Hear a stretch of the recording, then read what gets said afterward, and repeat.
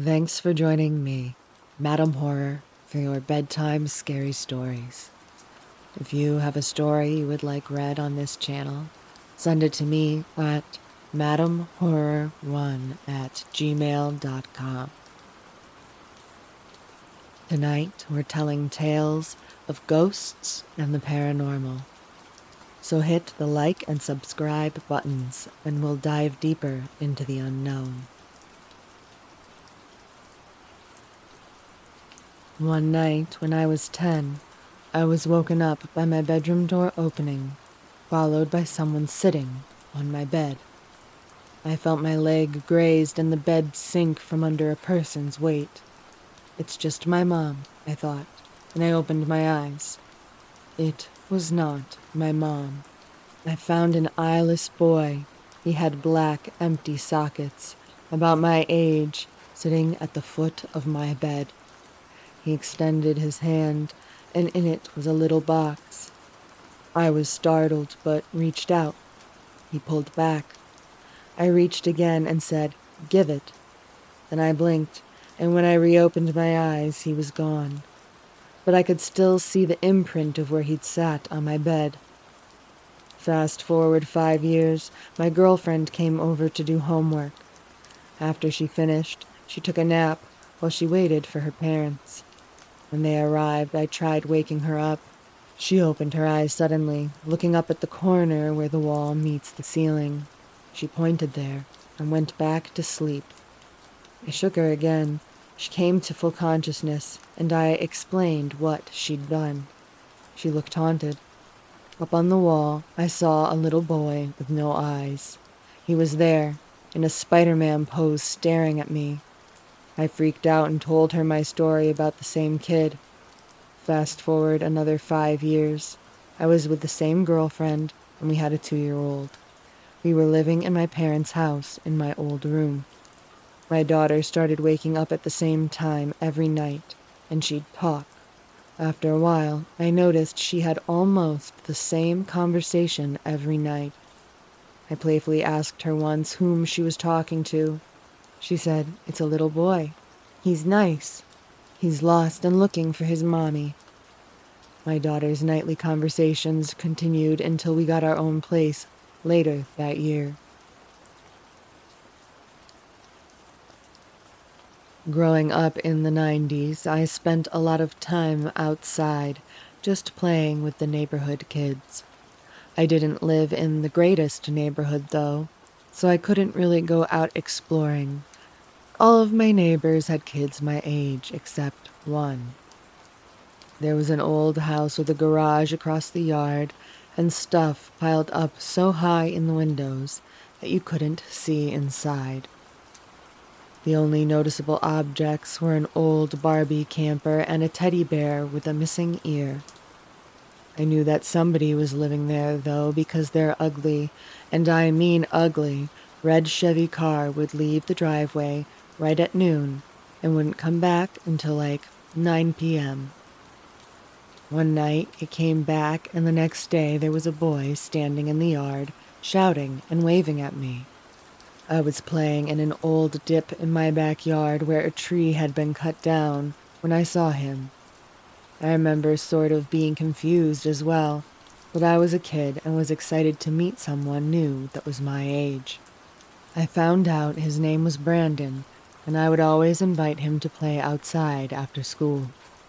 My mom didn't question me about my new friend, so she let him come play in the backyard. I never saw him at school, and he said that his grandma taught him from the house. I didn't want to play with one of the other neighbor kids as much as I wanted to play with Brandon, so the two of us formed our own little group, and we played in that dip in my backyard. Nobody really questioned it until I told my mom I wanted to have school at my house like Brandon.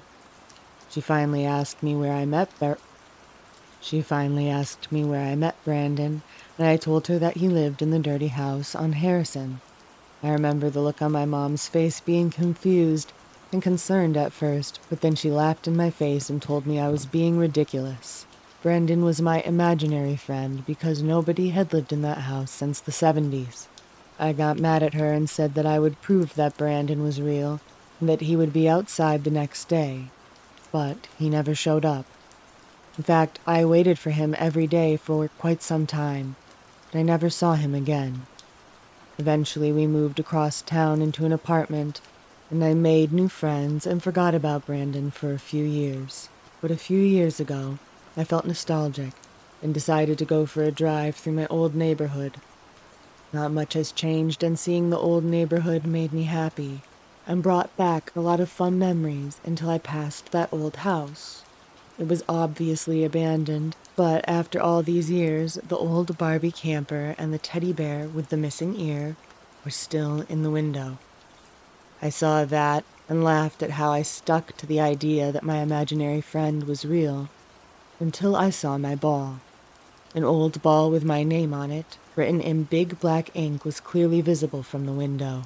The rainbow colors made it stick out like a sore thumb. I'd lost that ball around the same time that I'd first met Brandon. And I mean, maybe one of the neighborhood kids had stolen it years ago and had hidden it away, and I just now saw it and took notice of it. Maybe Brandon was just a figment of my overactive childhood imagination. Or maybe there was something watching me back then, and I was too innocent to see anything other than a new friend. Thinking about it does creep me out a bit, but more than anything, I wish that I had just had some answers. I mean, maybe he really was real. If he was another kid playing a prank, or if he was a lost spirit, and it bothers me that I'll never really have answers. But I'll always have the memories, I guess, if they're accurate. As creepy as the memories are, they do make me happy and pique my curiosity.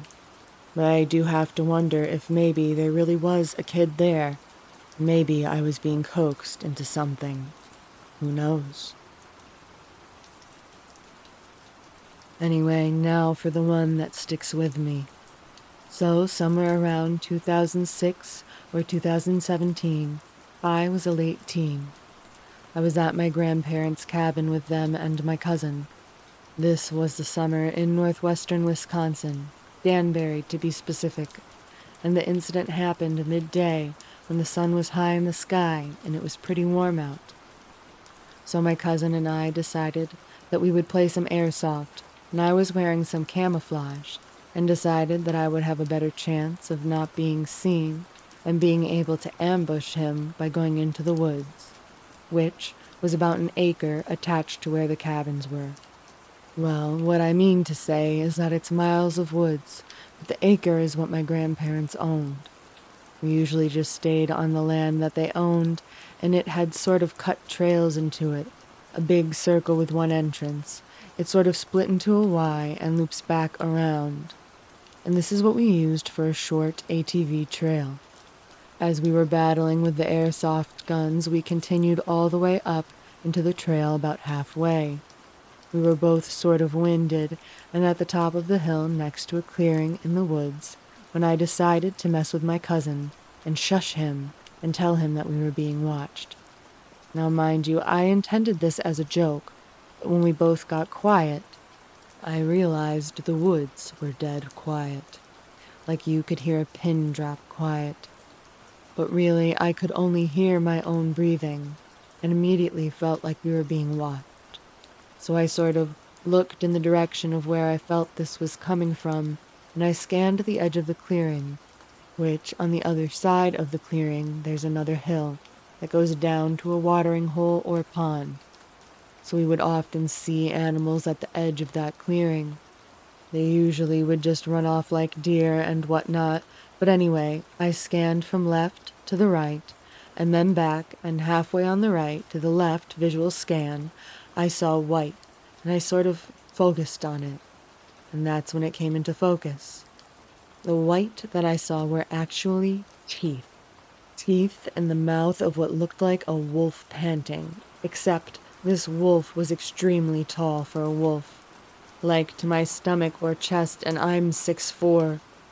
As I'm taking in these details, I begin to realize that the thing was staring at us, maybe even more at my cousin to my left, and I also realized that this wolf was not on all fours, but on its back legs, leaning against a tree, with its arms wrapped around the tree. Yeah, that's right. I said arms. This thing had like arms with hands, just except it had long nails or claws as fingertips. In the short time that I looked, I tried to absorb as much information as I could, and I said to my cousin, "We have to go." My cousin took off like a bat out of hell. Being a baseball player, he was faster than me, and he ran, and I looked back at the creature, and it just locked on us with the laser focus, onto my cousin, and stood all the way up and began to run towards us, which is exactly the point when I turned and ran also. What I remember from when it stood up was that it was actually significantly taller than I was. When completely upright, it was huge, and when I ran, I could hear it crashing through the woods behind me. When I reached the Y in the trail, my cousin was standing there waiting for me, and I told him to just go, and we ran into the parking area by the shed and stopped and talked about it because it sounded like it had stopped chasing us at some point. We both agreed not to tell our grandparents what we saw, but we both agreed that, essentially, it looked like a werewolf. We also thought that it was probably not a good idea to go back, and we agreed that we would refer to it as a bear from now on. Unfortunately, my cousin never actually got a really good look at it other than a bit of a flash of reddish-brown fur. Then again, maybe he's the lucky one because I still think about it from time to time, especially when I'm out enjoying the great outdoors. Also, even afterward, I always just had a bad feeling there, especially at night by the campfire. I just always felt there was something at the top of the hill in the tree line, watching us. One of the things that is good to remember too when you're out in the woods is that if the woods do go quiet, like eerily go quiet, this sometimes means that there's likely a big predator in the area, and if you do get a gut feeling that you should follow it. Gut feelings are instincts, and we have them for a reason, and my instincts told me that I had to react immediately, because if I had frozen, I think I wouldn't be here. I've never lived in a haunted house, but my mother did as a teen. Other houses on her street had strange things going on, too. A few homes away from her lived a family. One night, the daughter went to bed with a bad headache. The next day, she was dead. She passed away from an aneurysm. After her funeral, the family went away to get their minds off the tragedy, and the father asked my uncle, my mom's brother, to check on their pets. My mom and dad, who were dating at the time, went with him. My mother had heard that there was a grand piano and she wanted to play it. My dad was studying to be a veterinarian. After entering the house, my uncle and my father headed to the basement to see the animals, and my mother went to the piano on the ground floor. She was playing at it when she felt something brush her ankles. She thought a cat must have left the basement and walked past her. She kept playing, and then she felt it again. She looked under the piano and saw nothing. When she started again, she felt hands clasp her legs tightly. She dashed to the basement door, called my uncle and father, and waited for them. Back outside, my uncle could tell my mom was rattled and asked what was wrong. She told him what had happened, and he turned white. He told her the daughter who had died used to play a game with her father. When he played the piano, he'd crawl underneath, grab his ankles, and push his feet up and down on the pedals.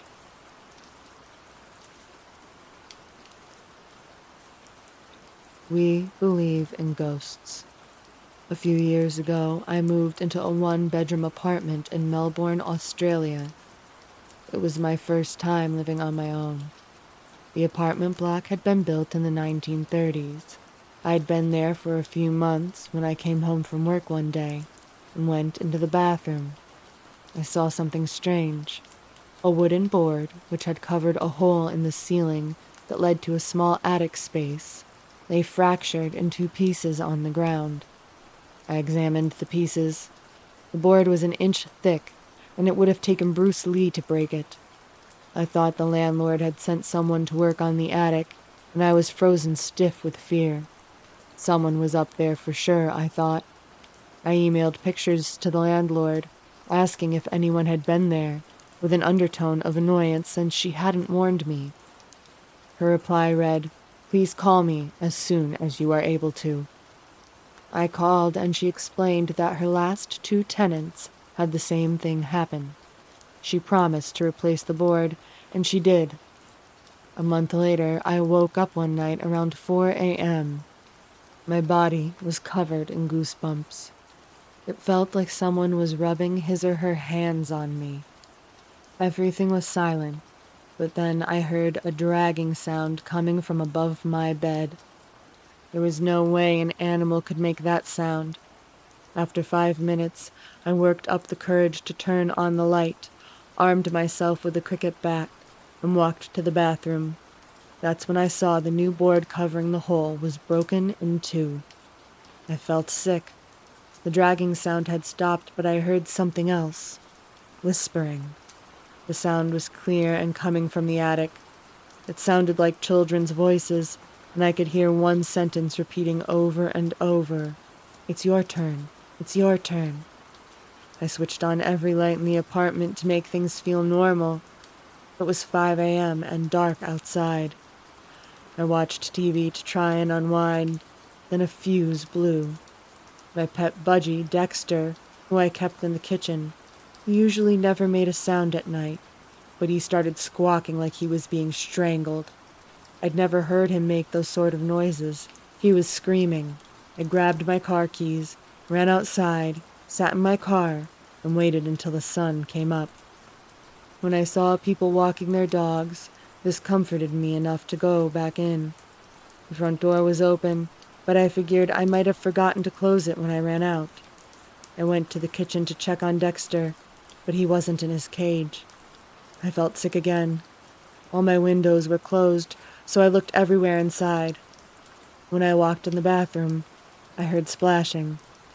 Dexter was half drowned in the toilet. I took him out, washed him, and dried him. I was so confused. At 8 a.m., I called the landlord and gave her a watered-down version of the night. "Oh, wow, you heard the whispering too," she said. I stayed in that apartment another 18 months. I heard the whispering on a few occasions, and twice the board covering the hole in the ceiling moved. Although I live elsewhere now, the landlord recently called.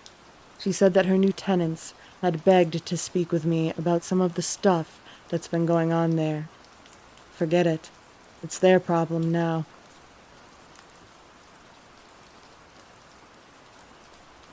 I hope you enjoyed tonight's scary stories. If you did, remember to hit the like and subscribe buttons.